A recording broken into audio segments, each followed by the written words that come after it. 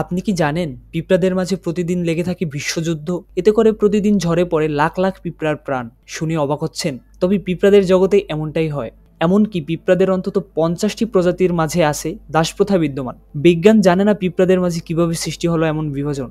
পলিয়ার গ্রাস কৃতদাস পিঁপড়া সম্প্রদায়ের মাঝে সবথেকে ভয়ঙ্কর। এরা সাধারণত 4 থেকে 10 মিলিমিটার লম্বা হয়, গায়ের রং হয় বাদামি থেকে কালো। পলিয়ার গ্রাস দাসত্বকে এমনভাবে নিয়ন্ত্রণ করে যে এরা নিজেদের খেয়াল রাখাটাও ভুলে যায়। তারা বাসা বানায় না, এমনকি নিজেদের বাচ্চাদেরও খাবার দেয় না। তাহলে তারা করে কি? তাদের একটাই কাজ, অভিযানে অংশ নেয়া। পিঁপড়ার কলোনিতে 80 থেকে 90% পিঁপড়াই থাকে দাস। পুরো কলোনিটা নিয়ন্ত্রণ করে কয়েক শত পলিয়ার গ্রাস আর একটি মাত্র রানী পিঁপড়া। এরা সংঘবদ্ধভাবে অন্য পিঁপড়ার কলোনিতে আক্রমণ করে। প্রথমে পলিয়ার গ্রাসের একটা দল এসে জায়গা দেখে, পরে এরা বাতাসে এক ধরনের হরমোন নিঃসরণ করে যা অন্য পিঁপড়াদের ডাকে, যার সুর ধরে হাজির হয় হাজার হাজার সেনা। অতঃপর কলোনিতে ঢুকে পড়ে পলিয়ার গ্রাস। তীব্র সংঘর্ষ বাধে দুই দলের পিঁপড়াদের মাঝে।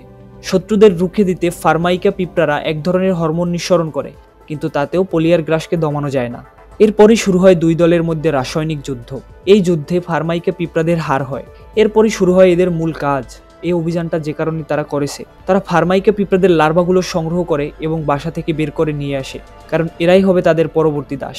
আর এরাই বড় হয় আবারও অংশ নেবে এরকম অভিযানে।